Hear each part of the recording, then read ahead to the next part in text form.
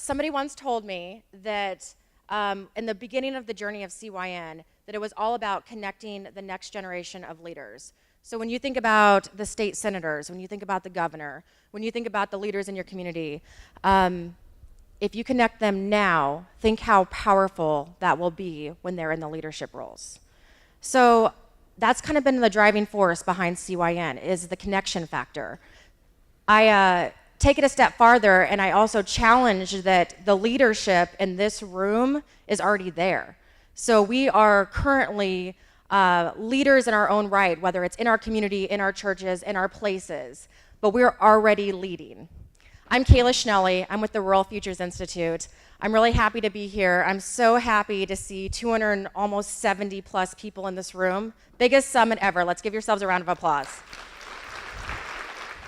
So we have some exciting things happen today. Rhonda told you about all the energy and excitement, but I also want to talk to you about network, right? This is a network. CYN is not an organization. I don't ask you to pay dues. I want you to be here because you want to be here, and I want you to take this opportunity to meet people that are different than you, that are like you, that are thinking partners for you. What I want you to visualize in your head right now is a spider web, okay? Anders came to his table, came to this event with his network, okay? It overlaid with Carrie's network and Sarah's network. There's several people that stood more than once. So you all come with your own networks, and think how powerful it is when all those networks collide and you build relationships across networks. I also want you to think about your communities. Pretend all these tables are different communities, right? 54 communities represented here today. If you overlay the passion, energy, knowledge, ideas across all of our communities and connect, think about the difference that's going to make. Think how it's going to make you feel when you know others are out there struggling with the same struggles, having the same passions, having the same conversations. So that's my challenge to you today, is to think about those things and think about how your networks collide with somebody else's network. Also, I wanted to share with you, so we did two pre-session questions to you.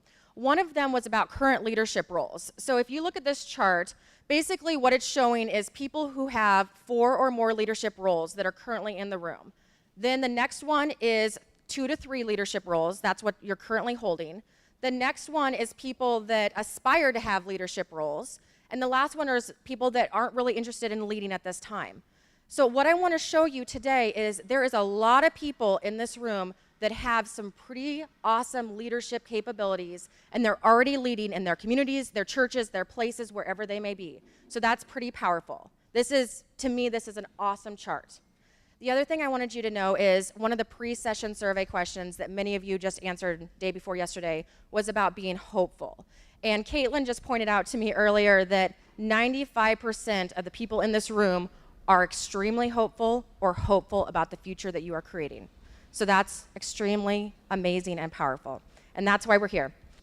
And without further ado, I want to introduce a friend and colleague of mine, Dr. Connie Reimers-Hild. She is Associate Director for the Rural Futures Institute, but also Chief Futurist for us. So Connie is going to challenge us to think a little bit different, maybe put on a different lens, and think about the future and how we are going to change, adapt, grow, having this future conversation.